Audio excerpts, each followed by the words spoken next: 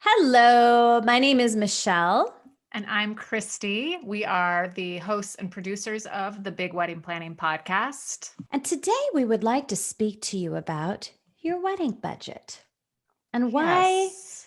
your wedding budget that you've created or have in your mind or have scribbled down or on an actual beautiful spreadsheet might not be accurate for your wedding.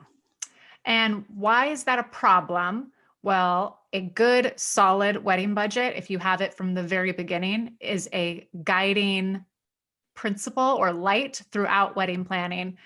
The months and months and months that you're making decisions, you're going to go back to your budget, and people start to stress out, panic a little bit when they're plugging in actual costs against estimated costs or forecasted costs from the beginning.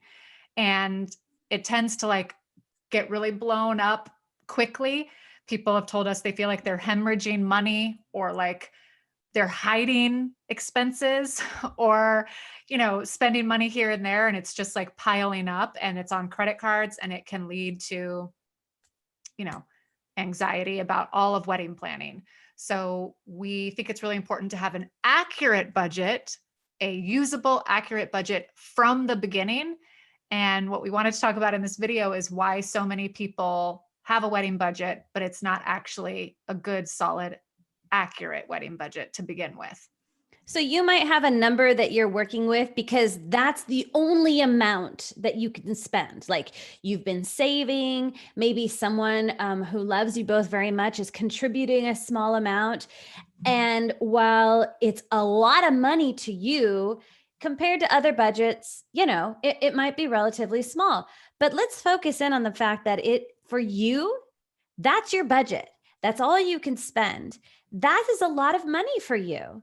And so making sure that you're splitting that amount accurately in each category is what we really want to pinpoint in. And I will say that if you're watching this video because you don't know how much to budget for your wedding, we have a little tip for you. We like to use something called theweddingreport.com. If you go to theweddingreport.com, put in the zip code for where you're getting married, you're going to see what the average budget in that metropolitan area is. And that's a great starting off point. Mm-hmm. But I want to talk about now that overall number that you've come up with that is a range that you can't go over X amount of dollars. And taking that money and divvying it up accurately. Yeah. That all has to do with your priorities. Yes, we see a lot of wedding budget spreadsheets out there, like free tools online. People plug in their top number, let's say it's $20,000, and then it populates like, this is how much you have to spend on these elements of a wedding. And it's not always accurate, of course, because you're not going to have every one of those elements. But beyond that, the elements, the vendors, the parts of the wedding are not weighted according to what you care about, your priorities as a couple. Some people, it's extremely important that they have a certain photographer, or it's extremely important that it's a sit down, fancy dinner for 200 people. So the food is very important. Some people don't care at all about really what the flowers look like or what the decor on the table looks like, or they say they don't care about that. So we wanted to figure out how to create our budget, like the tools that we're going to use for our clients and also in our masterclass, that directly relates the proportion or the percentages that you're going to spend on every element to what's important to you. Like it's weighted according to answers that you, as two individuals planning this wedding together, come up with about, do I care about this? Do I care about that? Oh, you care about that. Okay, well then combined with me not caring about that, that gives us like a middle What range for how rating much. is that? What Yeah, rating is that for our priorities as a couple? the Because weight, the other the thing, weight of it. yeah, you have your priorities, your partner has their priorities. You want to take those priorities and combine them to customize this wedding for you. And then taking that a step further and saying, for example, flowers. Flowers for me would be on a scale of 1 to 10, probably like at an 8. And Christy, flowers for you would be what? Let's say I don't care about flowers at all, or I'm just like good with whatever's in season, whatever the florist comes up with. It's not important to me. It's a 2 for me. It's an 8 for Michelle. We're going to All right. average those. That averages out to like a 5 on a scale of 1 to 10. So while normally, flowers would be, let's say, a 6%, overall spending of your budget, actually it would stay at 6% because it fell to a 5. So we would actually keep that as an accurate representation. But let's say of our priorities. So that amount of money is going to be allocated towards flowers, and we don't want to go over that. Right. So that shows in our budget spreadsheet now. But let's say, for example, a photo booth. I don't care about a photo booth. So I'm going to give that like a 1 priority. What do you think? And I agree with you. It's just not that big of a deal to us. This is our second wedding. We've already done things like that. So it's a 1 for me as well. Low priority for both of us could mean we're not going to spend any money on a photo booth, or if we are, it's going to be very low budget DIY style. Right. So that comes below average for us on our priorities. So what other maybe free budget spreadsheets out there say you should spend in that category? We're actually going to spend less, but we're probably going to spend more. And I know this because for both of us, it's a very high priority. Music is a very high priority.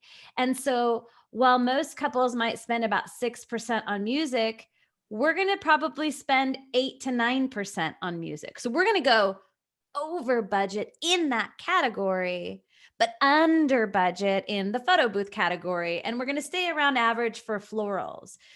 So you're pulling money from things that aren't important and putting it towards things that are important. And it doesn't sound like a lot, like 1-2% here or there. But that's hundreds of dollars. Yes. And if you're adding it up, it's putting more weight on the things that you care about. So things at your wedding become more personal to you. We think couples are happier to spend the money when it's like something that they've talked about and agreed on, that we only have so much money, or thank God we have so much money. We're feeling really lucky, but we want to spend it. No matter how much you have, you want to spend it in a smart way so that you enjoy your wedding day, your guests enjoy your wedding day. And you can look at each other and be like, this whole thing was so us.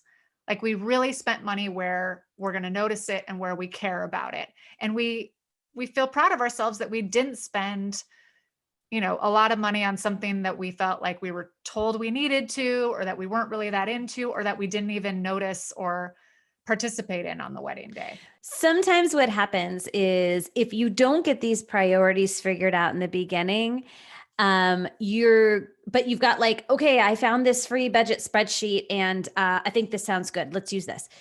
You start looking into your vendors, right? Your wedding professionals. And let's say lighting is like, it's part of decor. We're going to get married during the day. Everything is outside, like meh.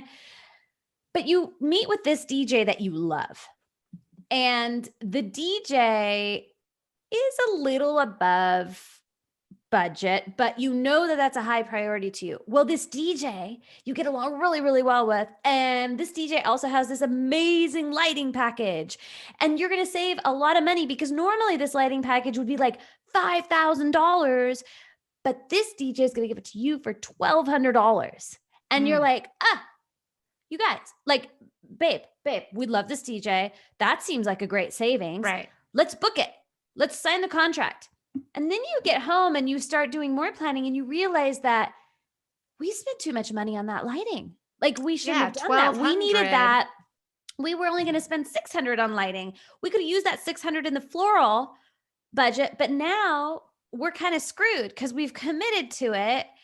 And we didn't have an accurate budget to begin with in each category, nor did we talk about our priorities in the beginning. And so now we're in this bit of a, this space where we spent over, and Buyer's that, remorse. yes, and it trickles down as you continue planning Yes, because because you don't have a good plan. and everyone loves a good deal. And if you think you're getting a good deal, you're more likely to sign on the bottom line and spend more money, even though those lights weren't actually important to you. You decided that you had a priority, you put it on like low priority. You didn't actually care about lights. So while 1200 might be a good deal, it's a good deal that you didn't intentionally want or need. So it's like when you see something on sale and you just get it, and then you get home and you're like, oh, I have 4 others of those. I actually didn't need that, even though it was a good deal. But in So that that's what case, you might be able to return it with the tags on. In this Yeah. case, You might it's not be different. able to. It's And different. that's why we call the budget, our budget, especially with the priorities weighted in, as a guiding light. If you set it up at the beginning of wedding planning, you have it to look back on. And it can kind of be, objective. If the two of you are like at odds about something, you can be like, okay, you know what? Let's check the budget, just see what, even if we don't see the amount allocated, let's just see how we felt about it. Was it a priority? Is this something we actually care about? Or are we getting in our heads like, we need the lighting package, we must care about it? The last wedding we went to had lights. Yeah. And let me just say that this saves, by doing these exercises, by deciding your priorities, by basing your budget on your priorities, this is going to save some arguments later on. Wedding planning starts out in a certain way, and sometimes it morphs into something else. And the last thing you need to be doing is arguing about money during your wedding planning. Because let me tell you, as someone who's been married for a long time, money arguments happen. And you want to make sure that you're both on the same page and that you're following a guide. And so that is why we believe it is very important that you set your priorities as a couple to begin with and make sure your budget is reflecting it. Now we're going to do a little plug here because we have created a digital course called the Big Wedding Masterclass. And we have a formula and spreadsheets that talk and communicate together. And we have a very special exercise that we have our couples do as part of this Big Wedding Planning Master Class, where you can plan your wedding using all of our tools and our decades of wedding planning experience, right? So you maybe can't afford to hire a wedding planner, but you can afford this master class. And the very first lesson, Chapter 1, Lesson 1, is budget and priorities. And we have a formula for it, and we get you all squared away right off the bat so you don't have these arguments later. Yeah, a budget is an evolving document. So things are going to change, and most people do end up going a little bit over budget, but we have suggestions and pro tips along the way. And again, if you have something solid to work with from the beginning, it is very, very helpful to come back to it through the planning process. So we're super proud of our budget and priority spreadsheet, because as we were building the rest of the masterclass, we kept going back to it. You always go back to it. Little tweaks and adjustments ourselves to make it as user-friendly as possible. And there you go. Budget and priorities, according to Christy and Michelle. Happy planning.